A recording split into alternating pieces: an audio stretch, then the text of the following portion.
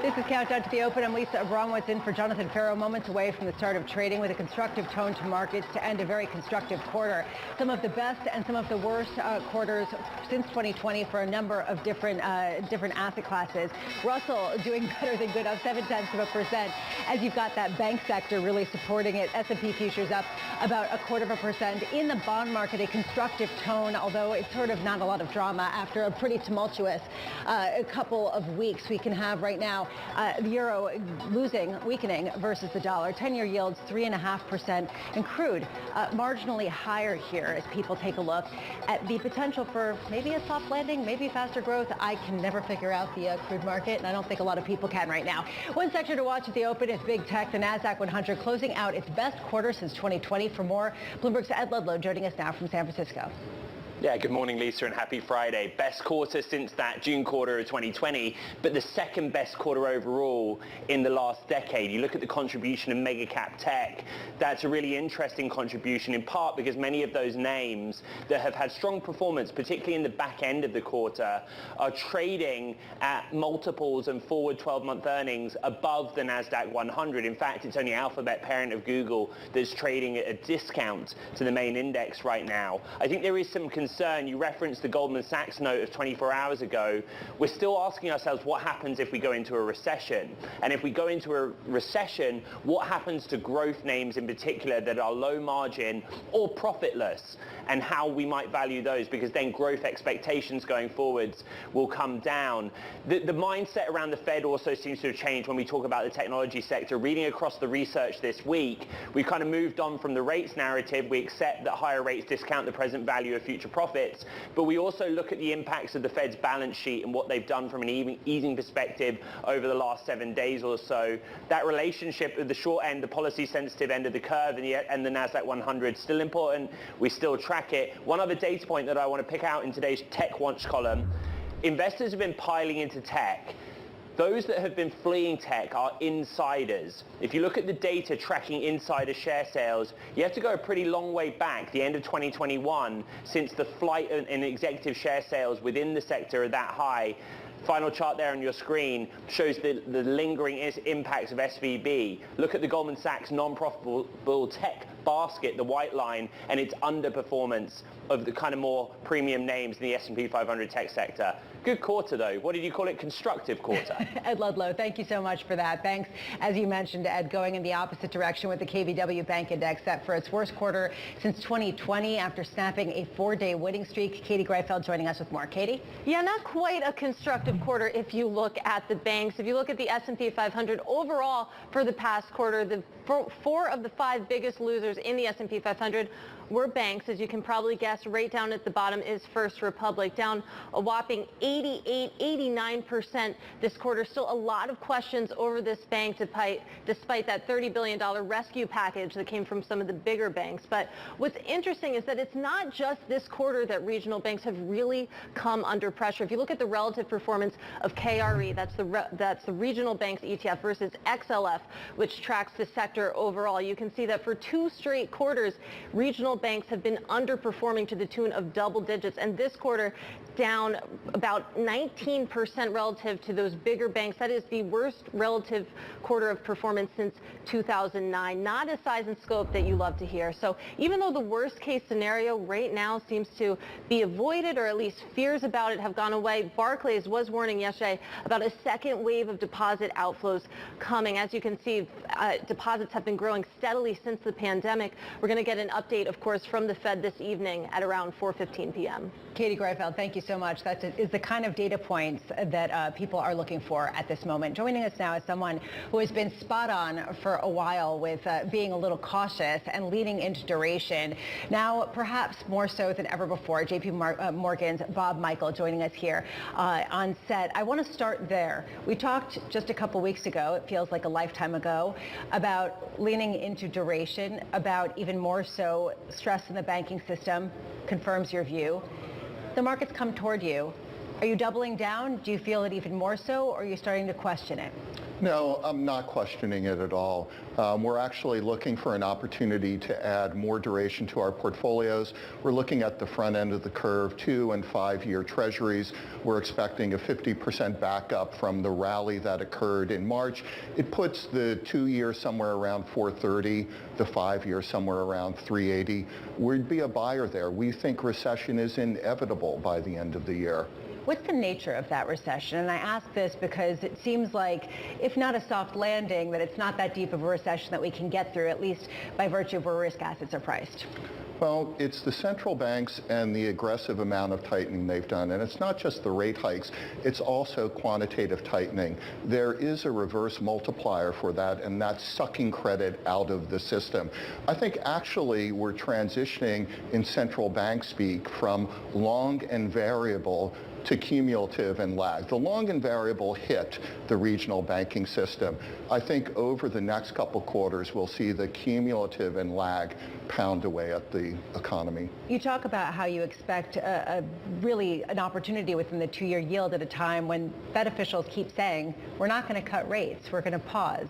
You take the other side of that. Yeah, the Fed officials are saying what they have to say.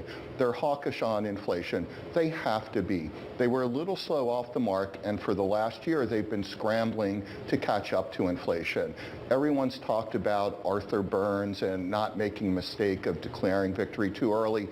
They've won. They've already broken the back of inflation, and I think they probably know it. There are the obvious things. You look at oil's come down 40%.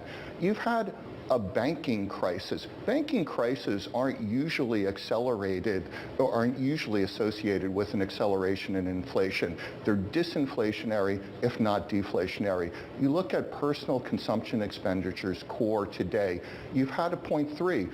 My guess is next month, it's not a 0.4, it's a 0.2 or a 0.3. Then there are other things to look at. We look at the National Federation of Independent Businesses that survey small businesses. Their price plans for the next 3 months are the lowest they've been since the first quarter of 2021. And even Fed officials have shifted themselves. 17 out of 19 at the December meeting thought the risks were to higher inflation. In March, that dropped to 11 out of 19. So if that's the case, when do you start to think, okay, we may be getting past this, we may start to see the pain come in, and then we can start moving toward the other side where perhaps we end up with risk assets rallying once again and leaning into perhaps riskier credit? Well, I actually think the next quarter we could see risk assets rally. Having been an investor through the financial crisis and looked at that seminal moment when Bear Stearns and JP Morgan combined under regulatory supervision, I might add, the next quarter was great for markets. Equities went up 15 to 20%. High yield credit spreads retraced a quarter. And then the bottom fell out. I think the ECB also raised rates in July 2008. You could have a feel-good period, and then the reality of the cumulative and lag catch up and slow the economy down. I actually think the data we're looking at it's irrelevant. It's not important. The data that's relevant is the data we're going to see in September. So the saying, you can remain right, or you can't remain solvent as long as perhaps you may be right, that there is some sense that even if you have the correct idea later on, you have to get the now right. So do you lean into a risk rally that you know will be fleeting? Absolutely not. I think if we've been taught anything this past month, you may see it coming, you may not, you don't know exactly where it's going to hit, but once it hits, whatever you own, you own. And you have to hope that you own the stuff that recovers. All the regional banks that their bond prices went down, the survivors went up, and the others are headed to restructuring 60, 40, maybe 30 cents on the dollar or lower. You believe that the entire yield curve could get to 3% or even lower by this summer. Where will it end up by next year? What's sort of the normal yield curve going to look like? Well, we do think the Fed will start cutting rates in September. And I know some of the market's pricing for that, but it doesn't look like the coupon curve is actually pricing for that yet. I think the Fed will get down to, I don't know, 2.5% to 3%. Maybe the 2-year gets down to about those levels. And the 10-year, depending how long the Fed stays at those low levels, could start going up for 3%. I think that's then. I think for now, I just want to use the next quarter to continue to comb through our portfolios and try to make sure that the known knowns, that we have them in our portfolios, that we have the best quality borrowers, that where we know there are problems in commercial real estate, we comb through our commercial mortgage-backed securitizations, that where we know there's a problem with middle market corporate loans where they're rolling them over at 2 to 3 times the rate they were putting them on a year and a half ago, that we have the survivors there. And let the others, I don't want to own those. Spring cleaning with Bob Michael. That's sort of what I call it. This feels like a spring cleaning exercise. Bob Michael, you are staying with us. Coming up, a historic day for America. We haven't unsealed the documents, so we don't know for sure what the allegations are.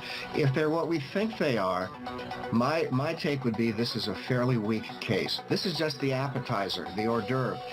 Bigger stuff is yet to come. That conversation still ahead with Terry Haynes of Pangea Policy.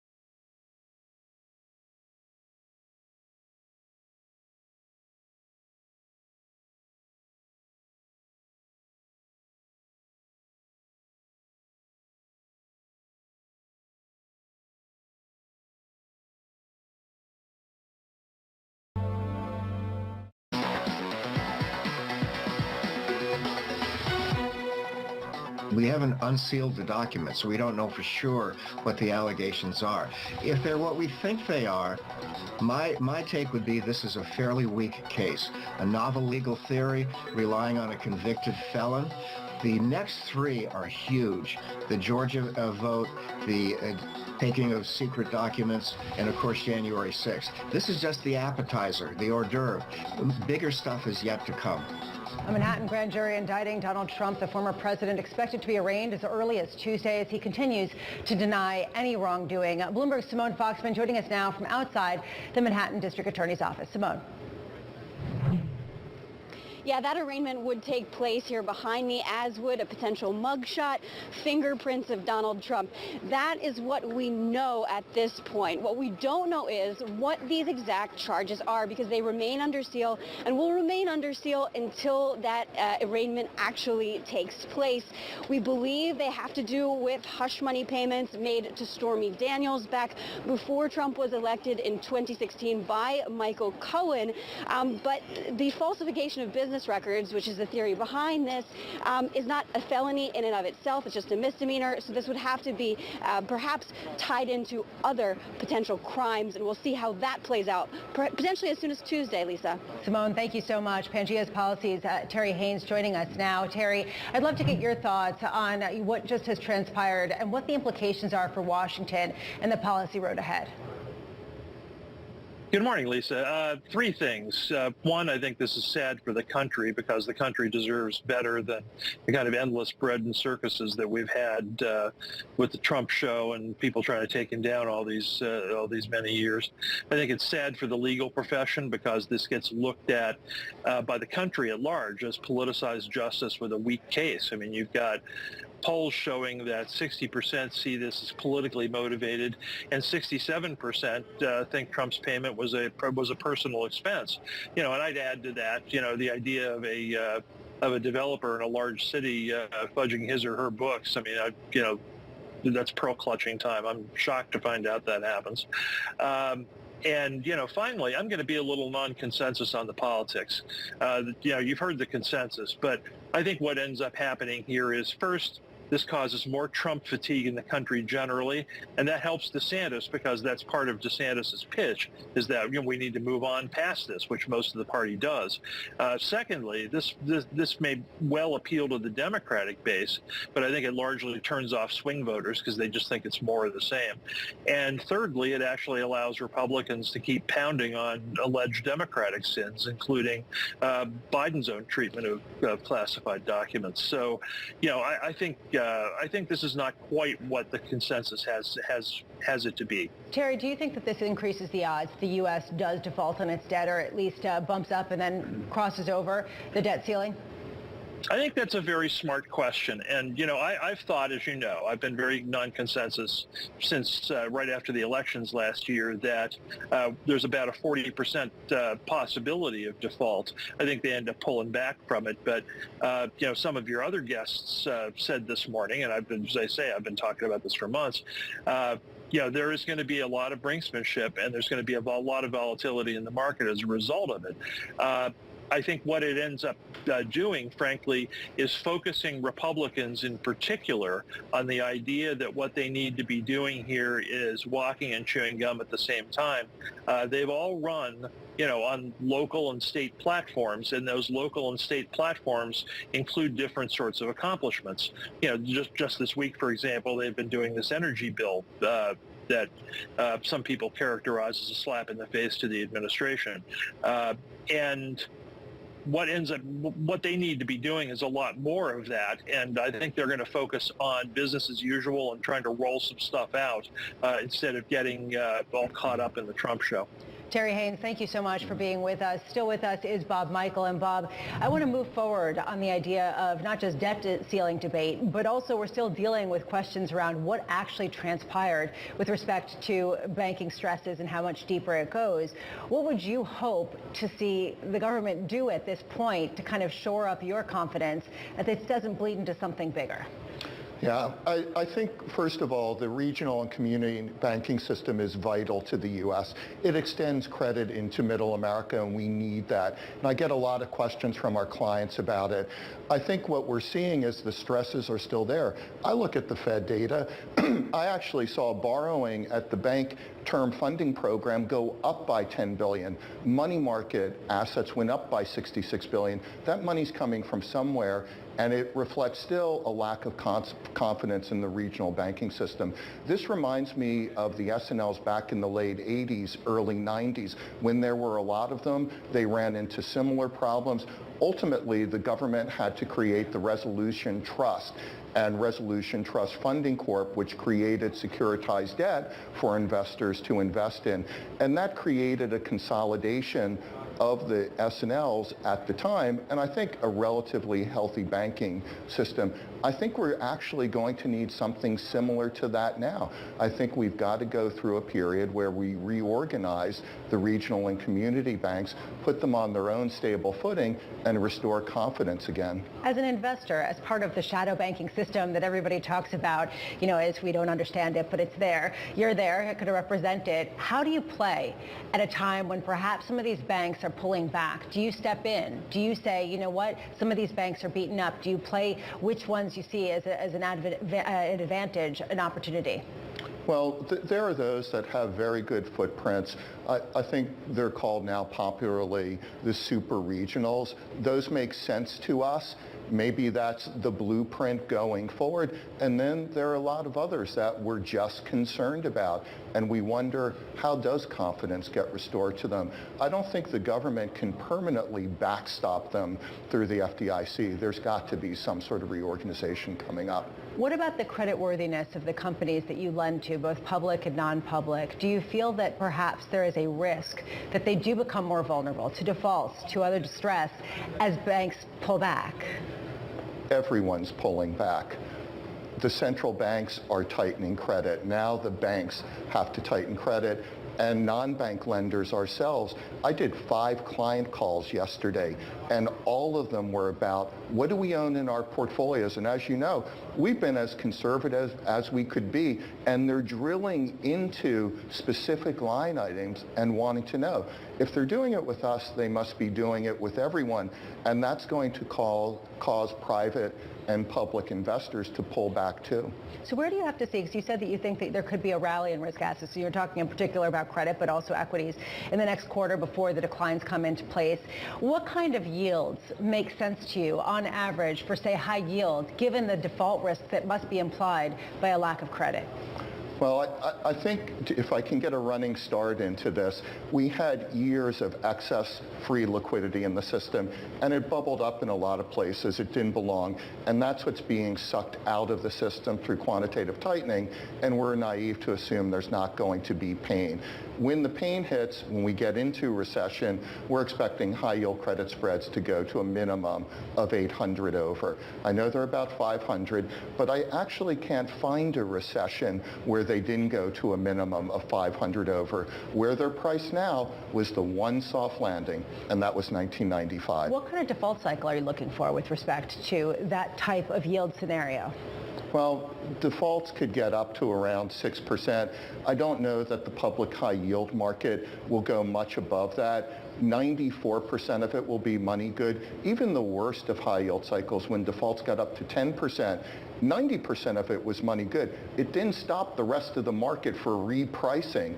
There will be risk aversion, there will be flight to quality, there will be de-risking, there will be holders of lots of other problems, whether it's in private capital, in their equity portfolios, or even in the public bond markets. It creates de-risking. Just real quick, which is more attractive, private or public credit right now? Public credit.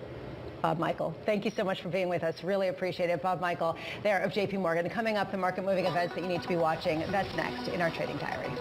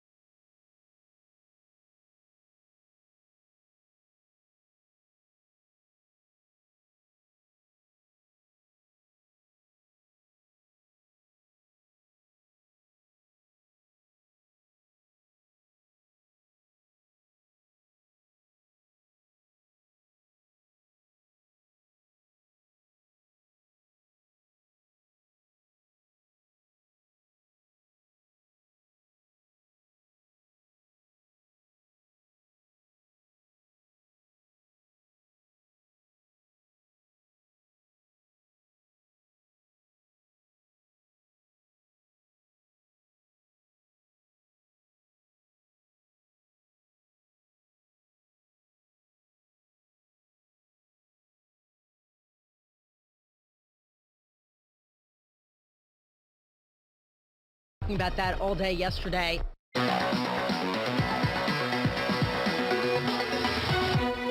This is Bloomberg Markets, the open, here with a look at markets closing out a quarter of gains, of pretty substantial gains in certain sectors. You can see up about 0.5% as the S&P and the Nasdaq up about the same. The Russell outperforming yet again with a 1% gain. If you take a look at bonds, not really doing much. Yields slightly lower as people calibrate after a pretty whipsawed couple of months. But I want to take a look at quarterly results. We have seen the Nasdaq deliver the best quarterly return going back to 2020 with almost 20% gain. The S&P up by 6%, and you can see the KBW Bank Index down almost 20% for the worst quarter going back to 2020. Time now for the trading diary, what you need to be watching this week. The UBISH sentiment survey coming at the top of the hour. ECB President Christine Lagarde speaking at 11 Eastern, followed by Fed Speak from Williams, Waller, and Cook. Looking ahead to next week, ISM manufacturing numbers on Monday. Cleveland Fed President Loretta Mester speaking on Tuesday. Jim Bullard on Thursday. Finally, the main event, the U.S. payrolls report falling on Good Friday. We will be here to break it all down. This was Countdown to the Open. This is Bloomberg.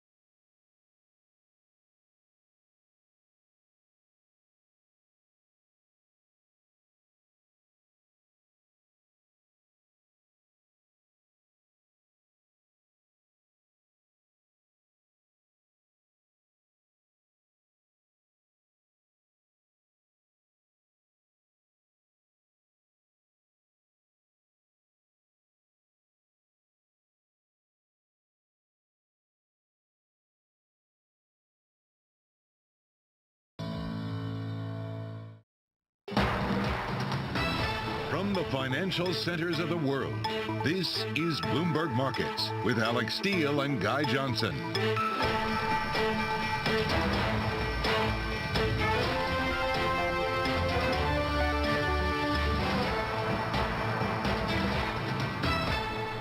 It is 30 minutes into the U.S. trading day, Friday, March 31st. Here are the top market stories we're following for you at this hour. Goldilocks inflation. So you got inflation slowing a touch in February. Spending moderates. I told you guys I wasn't spending. Yields a touch weaker, dollar off the highs. And a slam dunk. That's what Bank of America calls a U.S. recession, as money market flows soared to $508 billion in the first quarter.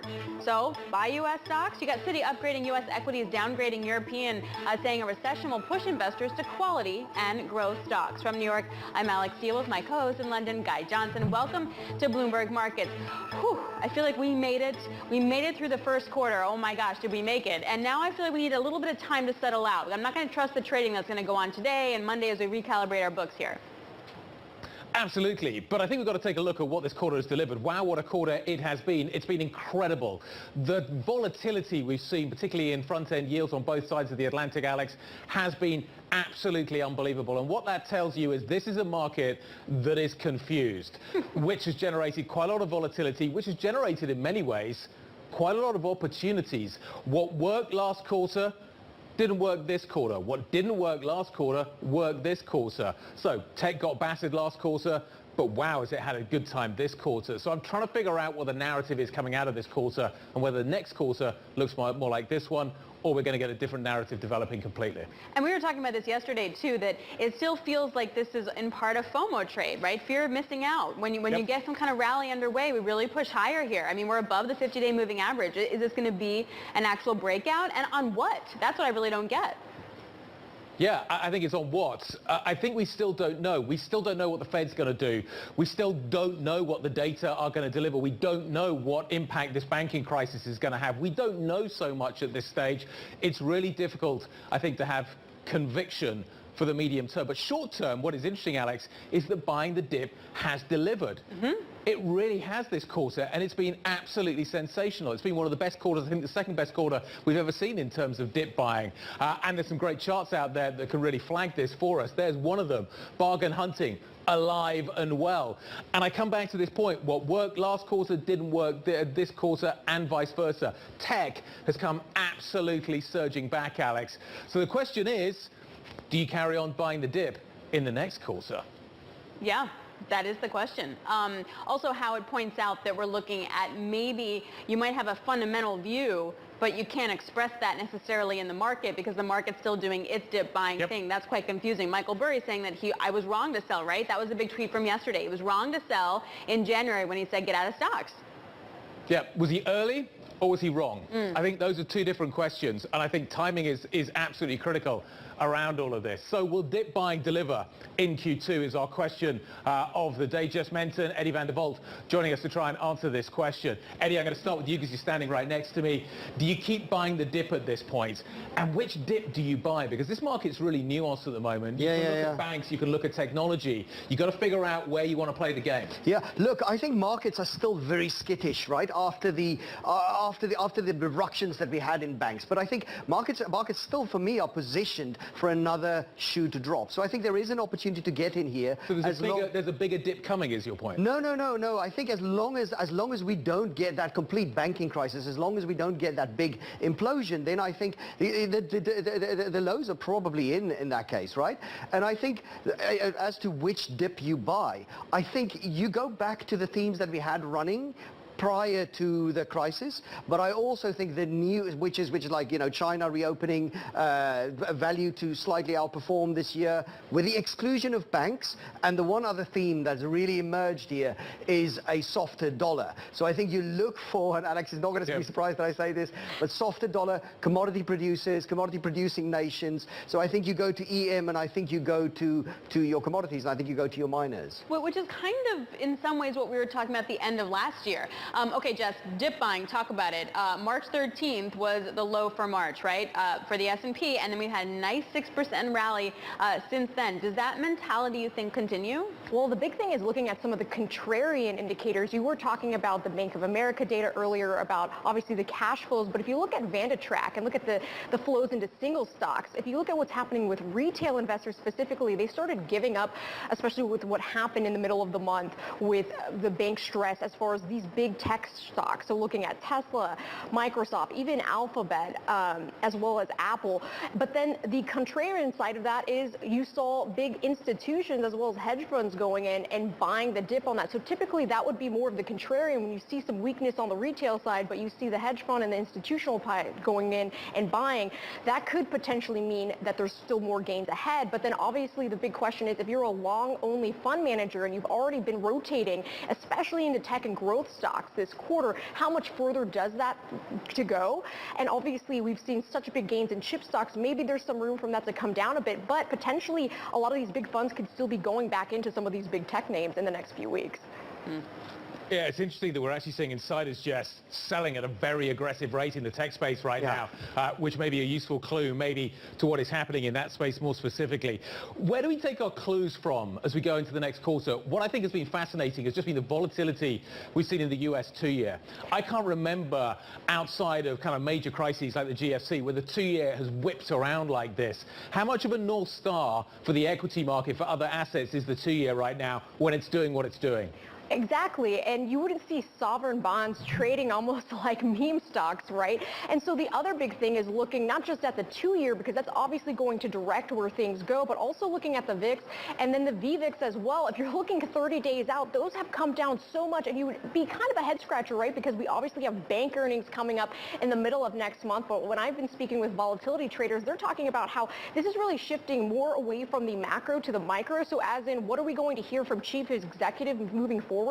Some of the sources I have been talking about potentially some of those bank earnings. Obviously, they might be able to push some of those concerns out further out since this did happen toward the tail end of the first quarter. But obviously, the rhetoric, what they're seeing moving forward, as well as that Fed speak going ahead of that meeting in early May. So that's going to be really a big driver there as far as the rhetoric, and maybe not so much of the macro data when we go into next month. Eddie, what I also find interesting is the flows into money markets, right? You had Bank of America having a nice roundup, $508 billion into U.S. money market funds, et cetera. And I'm wondering, like, does that money come out and go into stuff? Like, if you have an S&P that holds up, even if it's just a few stocks holding up, for example, does it go into that? Does it go into something else? Or does it just stay there? Right, I think it does. I think the Fed is, I think the Fed has shown just how reactive it is, right? And I think, therefore, the volatility that we've seen in the bond market, is not something that you would expect to see from a bond investor. If you're going to take on that level of volatility that we've seen in the bond market over the last few months, you might as well be in the stock market, unless you really believe that, rates are going to go significantly lower, and you're going to, we're headed for that big U.S. recession. If we avoid that worst case, then I think there's a lot of upside to be had from stocks because I think that money comes back. Okay, so which market does it belong to, though? Who owns that money? Is it going into the bond markets? Is it going into equity market? Is this dry powder? Where should it go? I mean, you're asking me where it's going to go. You can't say gold. You can't say gold.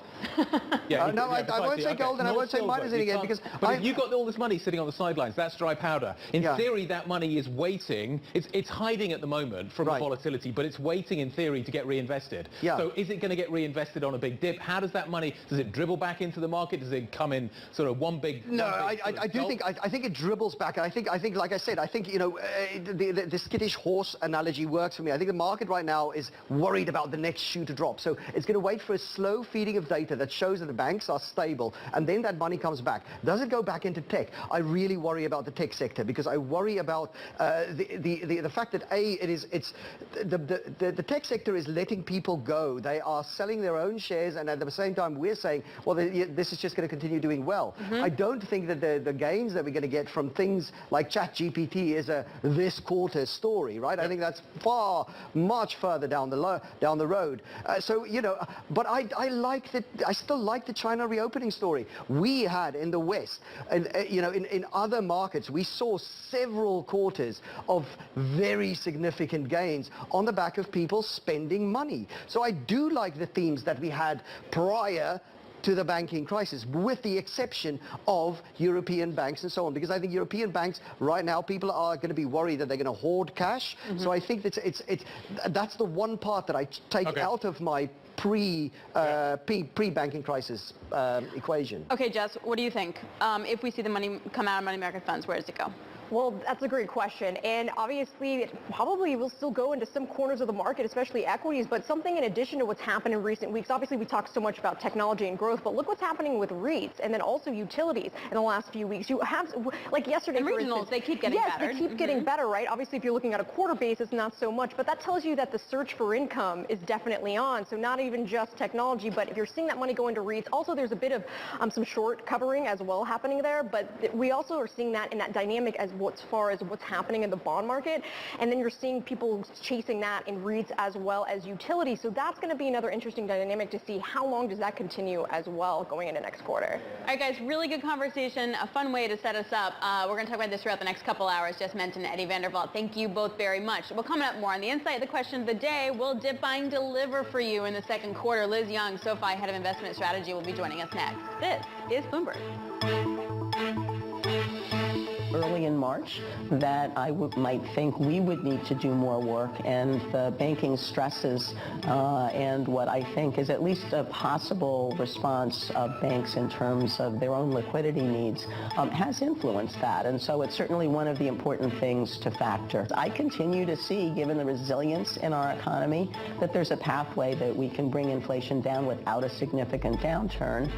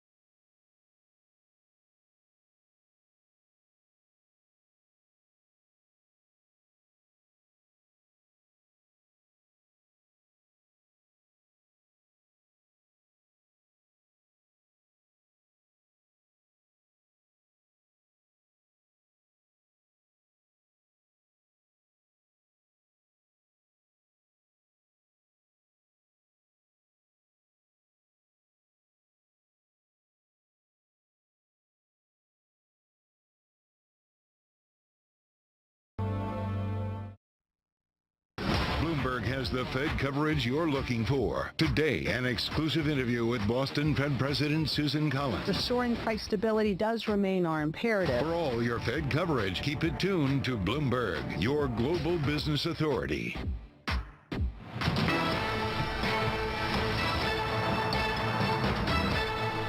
Now we're entering a recession and financial instability, having to raise interest rates because the inflation is too high.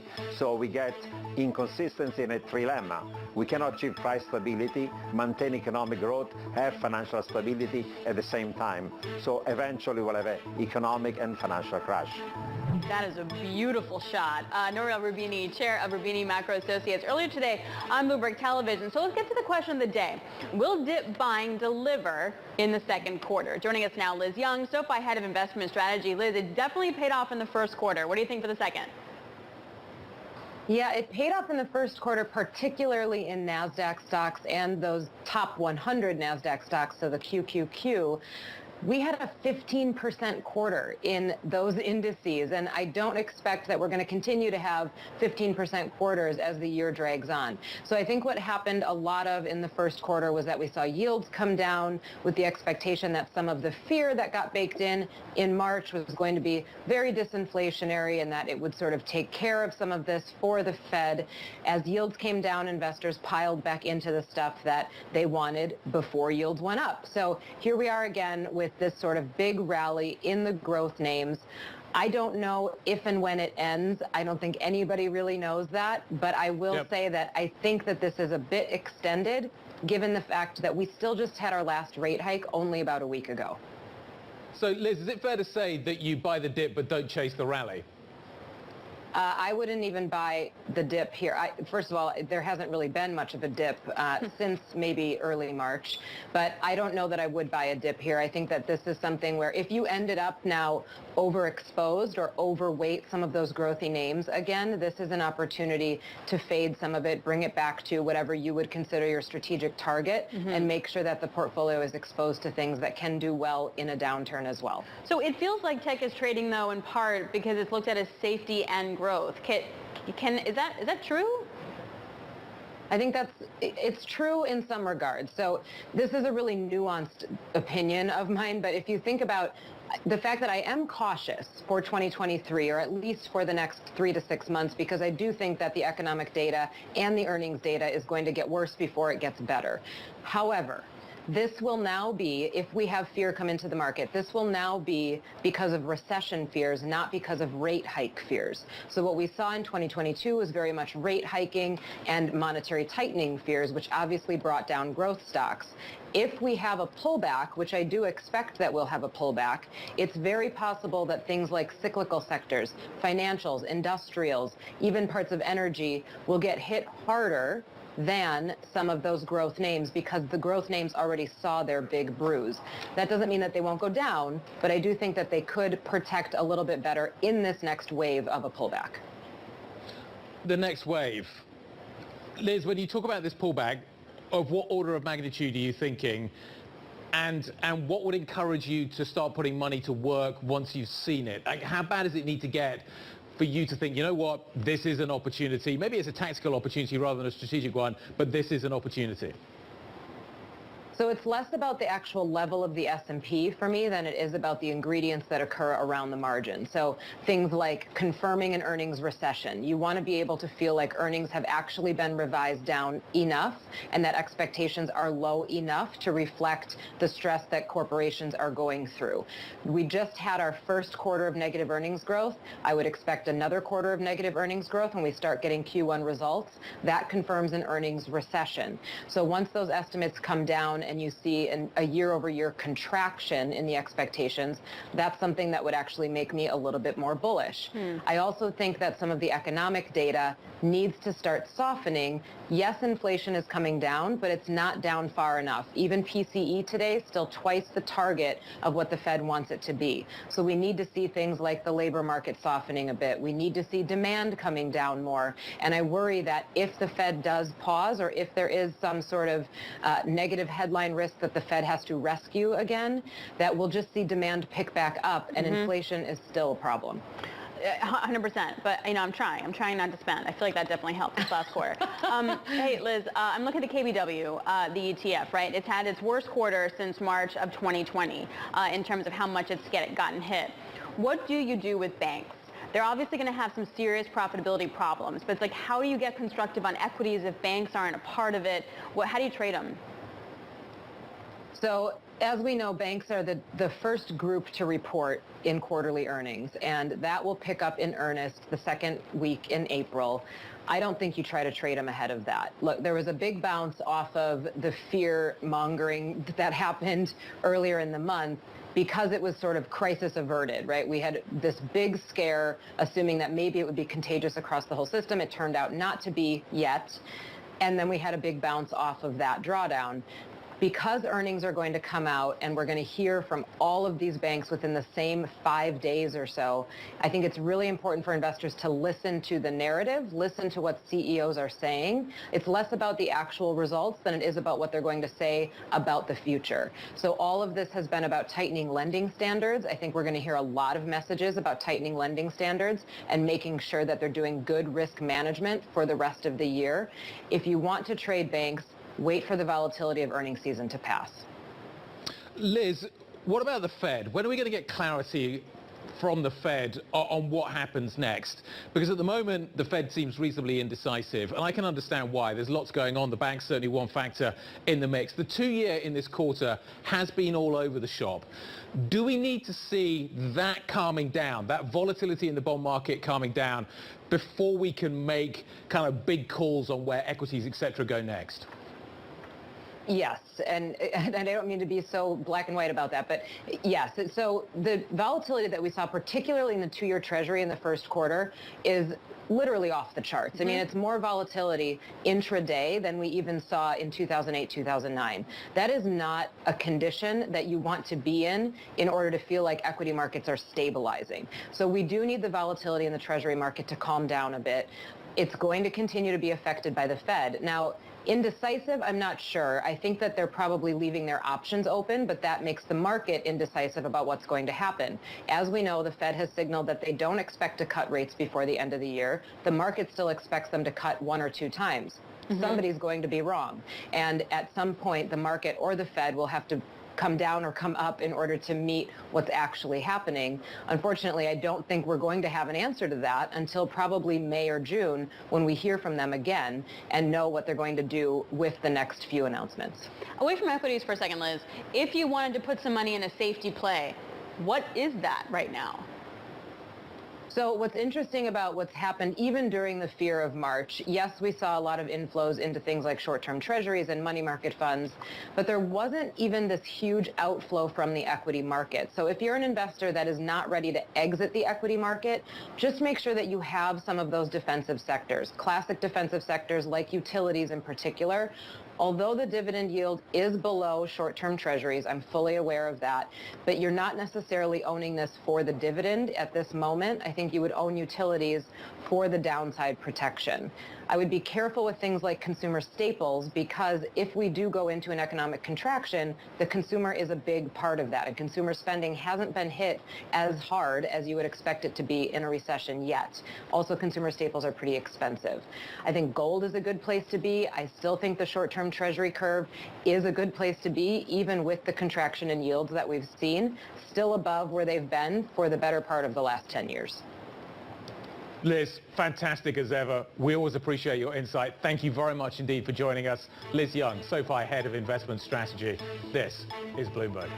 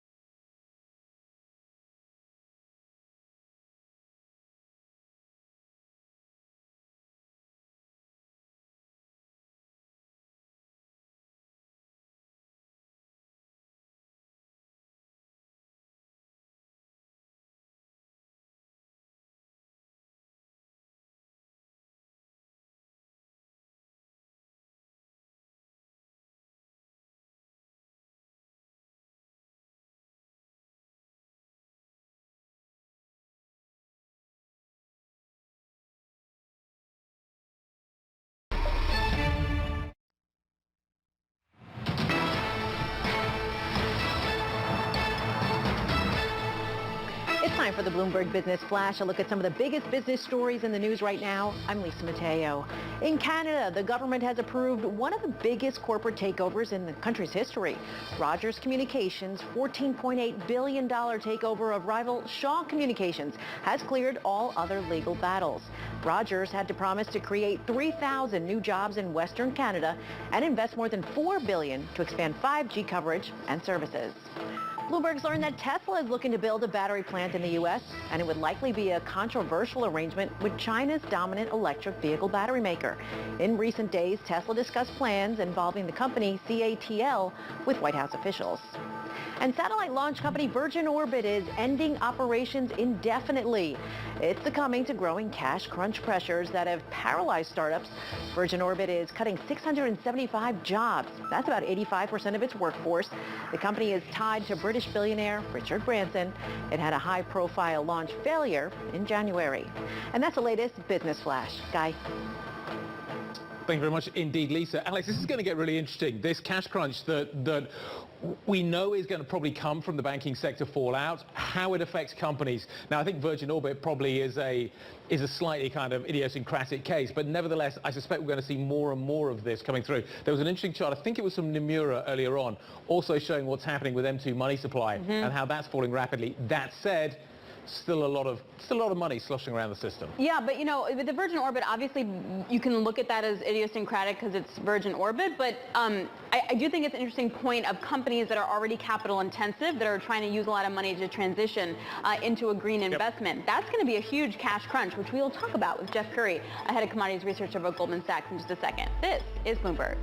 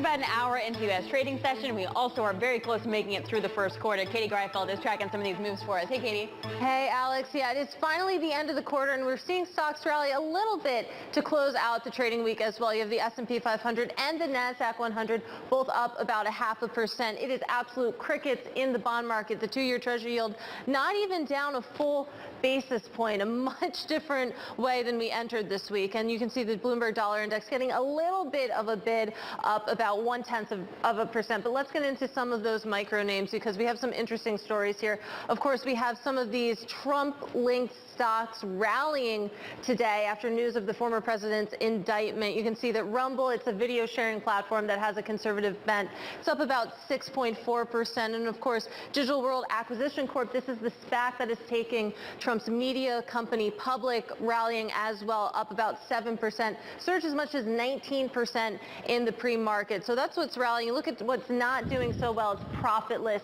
tech. You have Nikola down. Apparently, they're going to offer about $100 million in shares. And you have Virgin Orbit just absolutely plunging. The news is that they're ceasing operations, which bleeds nicely into this next board, is that we know that it's been a good quarter for tech, but something that's opened up, this gap that has opened up, is really what the broad tech industry is doing. It's rallying. And then you have profitless tech. That's your white line. You can see that it's struggled relative to its big tech peers. So definitely cash flows, profitability, still in focus even with this rally that we've seen. But going back to today's action, let's end on commodities. You can see that we're down really across the board if you look at agriculture, industrial metals. What is getting a bid, though, is the precious metals, up about 7% or so. Really speaks to this sort of look for safety right now. Absolutely. And silver's outperforming gold, which is fascinating. Katie, thank you very much indeed. Katie's going to be back a little bit later on. She's going to be on Real Yield, which is up in around 90 minutes time, 1 p.m. Eastern. Back to the bond market. Let's stick with commodities, though, for now. Despite this week's gains, oil still deep in the red in the first quarter. I give you some numbers. TI is down by 6.5. Brent is down by 7.5. Goldman Sachs has slashed its year-end Brent forecast. Joining us now to explain what's happening here, Jeff Curry, Goldman Sachs Global Head of Commodities Research. Jeff, it's been a pretty bad quarter for oil on both sides of the Atlantic. You brought your numbers down. Walk us through what you think the second quarter is going to look like. Do I buy a dip in Brent at this point, or is there further to go on the downside? We would argue you're buying this dip at this point. By the way, our downgrade was driven more by the scarring impact of recent events on capital flows. When we look at the long to short ratio, the market was as short, at least at the end of last week, as it was during COVID. Does anybody listening to this think fundamentals are as weak today as they were in March of 2020? Absolutely not. That's part of the reason why we rallied literally like $10 over the last week or so, because some of those shorts are coming out of the market. I'm not going to say that the turmoil around this banking issue is over behind us, but with the market that short, your risks start to really become skewed to the upside again. Mm-hmm. Fundamentally, the market is healthy. And by the way, I've been doing this for nearly 3 decades. I have never seen a market sell off that sharply, but retain a bullish term structure throughout the sell-off. Yes.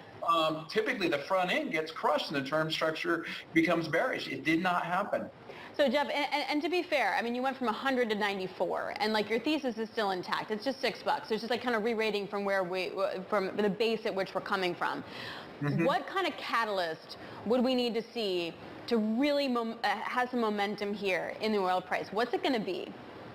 I think you need to see solid draws on a global basis, which we don't begin to think is going to begin to happen until June. I mean, those stats that came out this week confirmed a much tighter market. You see it in the term structure of the market, but I think you need to have no more buying this market on faith of the draws in June. They actually want to see the physical draws. We are seeing the physical draws in metals, and look at copper. Copper is over $9,000 a ton right now.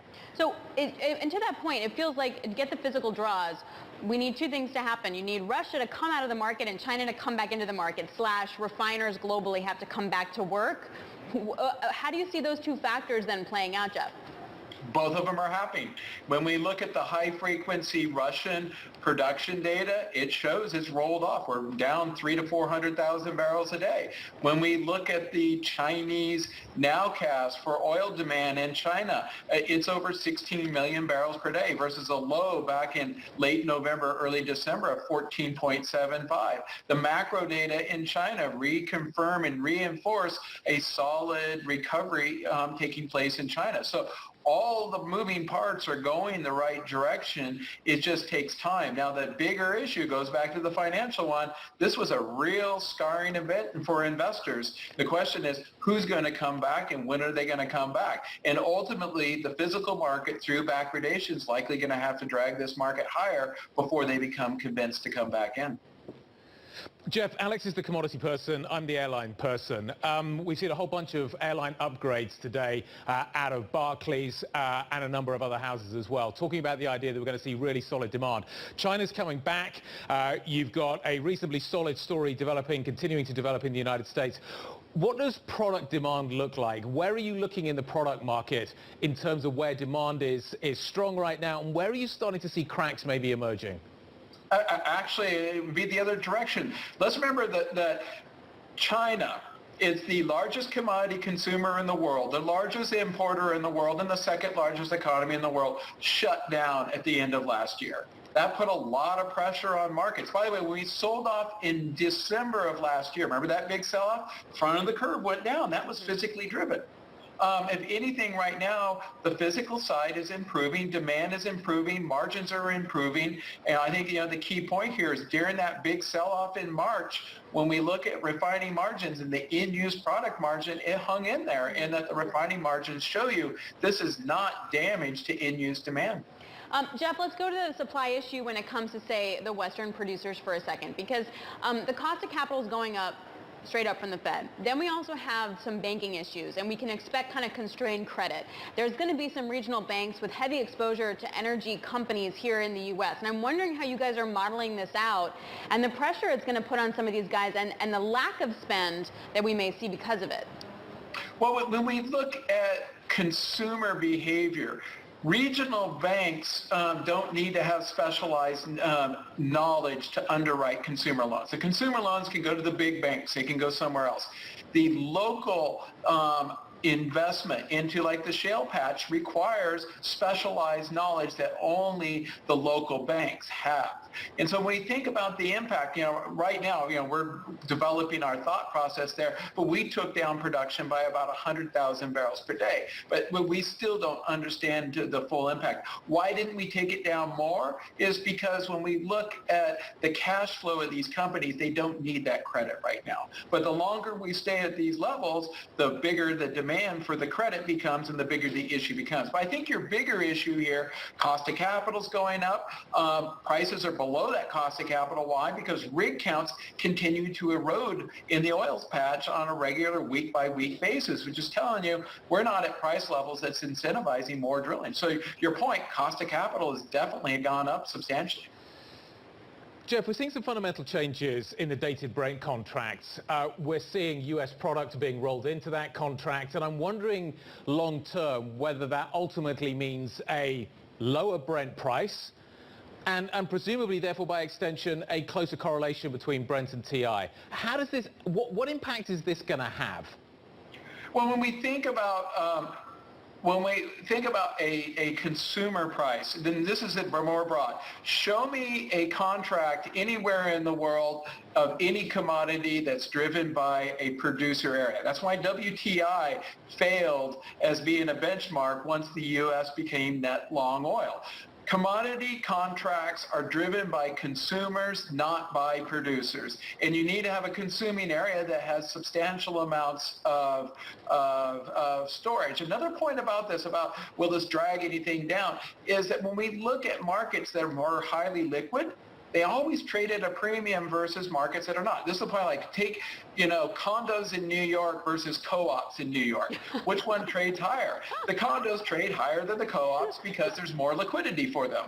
And I think you can apply that to anything. And so when we think about a benchmark, it needs to be consumer oriented. You're definitely speaking Alex's language Totally. now. Jeff, final quick question from me. I want to get your take on the precious metals.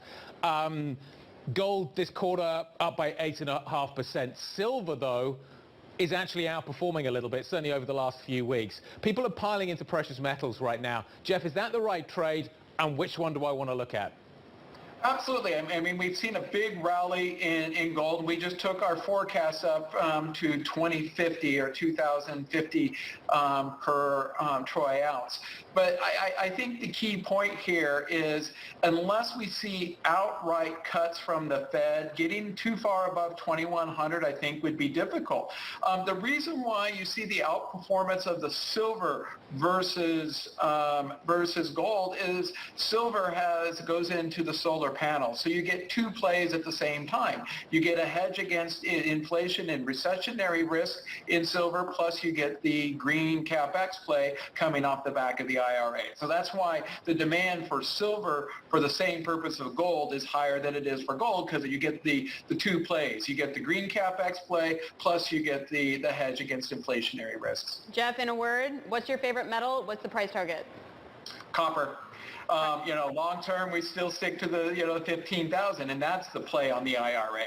You simply cannot electrify the world without copper. Jeff, really good to catch up. We'll catch up sooner. It's been way too long. Jeff Curry, Goldman Sachs Global Head of Commodities Research. Thank you very much. All right, coming up, former President Trump is now expected to be arraigned next week in a case that could reshape the U.S. political landscape. We're going to talk to Matt Bennett, co-founder of Third Way. That's what's next. This is Bloomberg.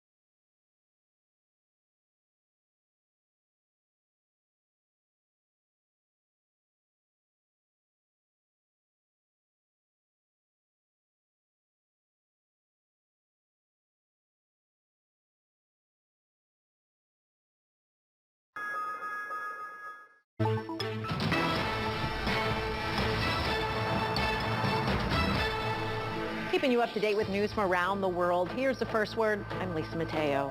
The Justice Department has sued Norfolk Southern over the train crash and chemical spill that forced the evacuation of a small town in Ohio.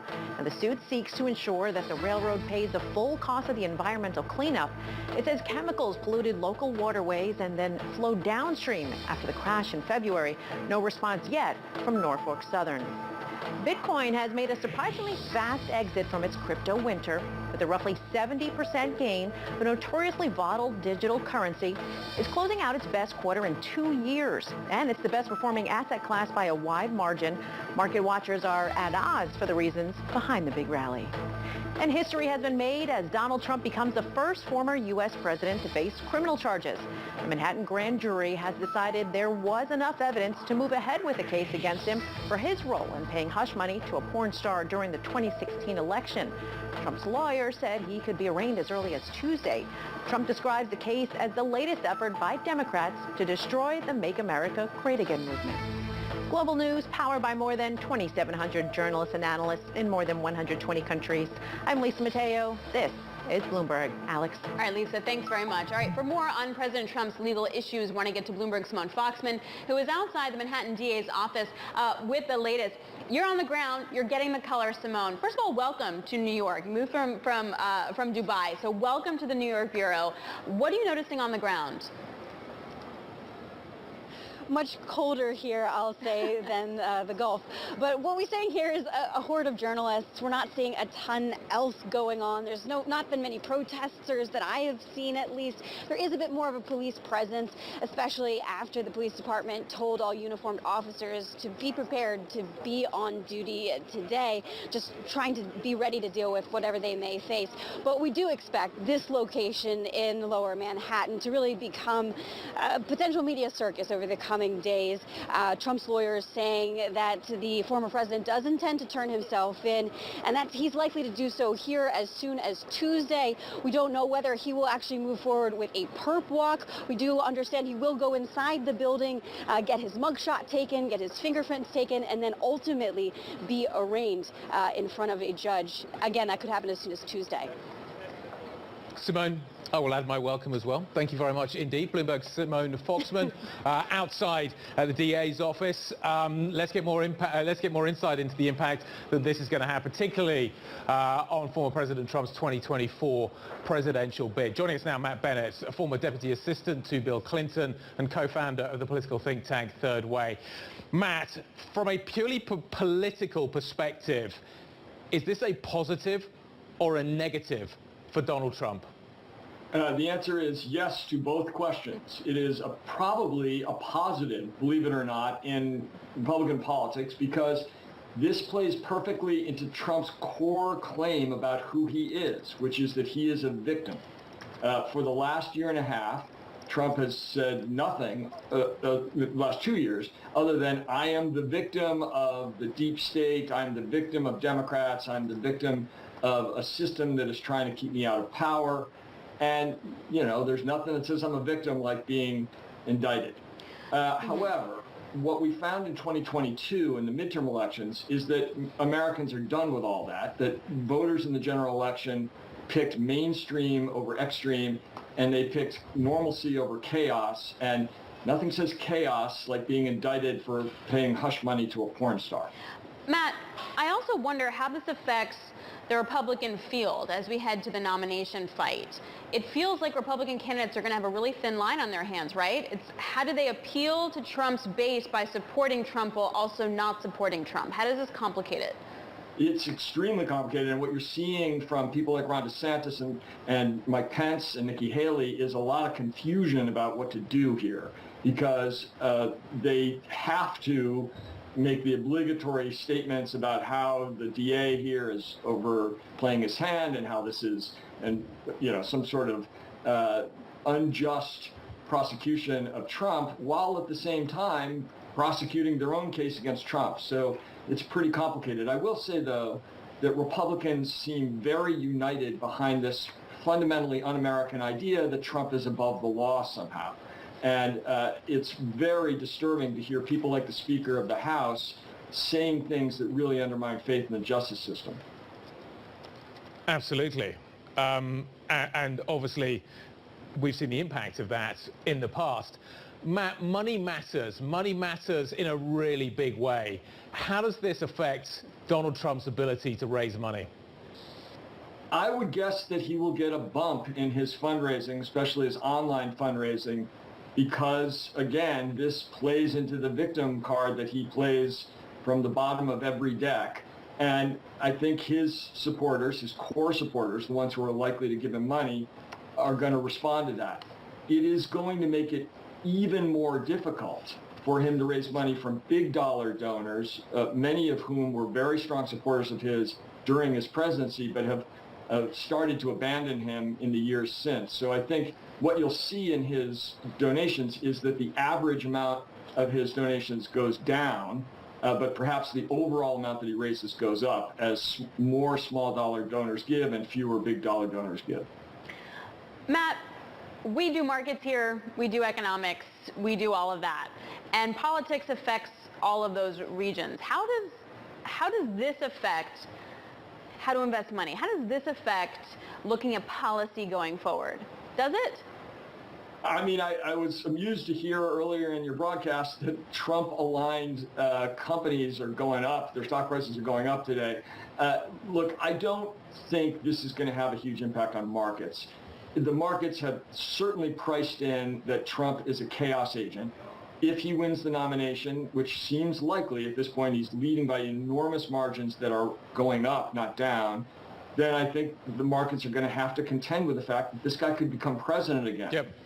And that would be very bad for business and for the markets. Matt, do you think this case is going to be resolved before the general election? What is the risk that he wins?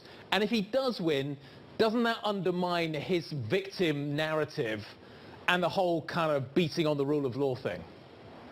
Sure, it would undermine it for logical people who think in linear ways, but of course he is neither of those things. I think the likelihood is that his lawyers will try to delay. That is what Trump lawyers always do. So he probably won't spend a lot of time in court over the course of the next year. He might, however, be at trial during the general election, and to your point, he might either have been convicted or still be at trial upon being elected president, as god-awful as that sounds to someone like me. So we are in completely uncharted territory already, and if that happens, then we're facing a truly extraordinary and potentially very dangerous situation. And keep in mind, this is only one of 4 potential criminal actions that could be brought against him in various jurisdictions. So he could be at trial in many places during the general election. Yeah, and we haven't even talked about the Hunter Biden risk, too. Hey, Matt, there's a lot to unpack here. We appreciate you jumping on with us. Matt Bennett, co-founder of Third Way. We appreciate it. This is Bloomberg.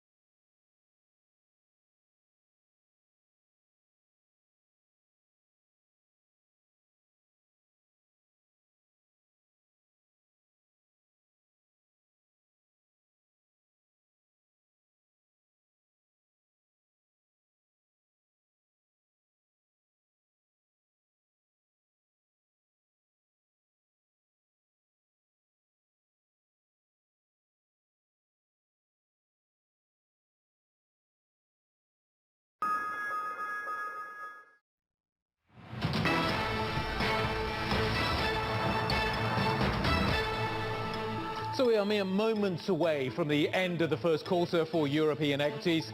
It's been a positive week. It's been a positive quarter. I don't think it's been a positive month, though, which is interesting in terms of what we are seeing here. So the stock 600 up by 0.7%. We're now trading at 458, spot 29, coming into the end of the day here in Europe, circa 30 minutes to go. One area that we are certainly seeing some excitement today is amongst the airline stocks. We've got a couple of banks out with some big upgrades today. You've certainly got Barclays painting a very positive picture of a number of airlines, IAG, Lufthansa and Air France. Air France, one of the biggest beneficiaries off the back of that. Basically, the line is that we are going into a very strong summer and it is likely that we are going to see airlines continuing to benefit from that, and that benefit, that continuing benefit, is not currently priced. Seems to be the narrative that is coming out. So Air France is up today, IAG's up today, Lufthansa is tracking up as well today. So the airline sector is certainly having a good day. Euro dollar less so. So we're down by around 0.4%.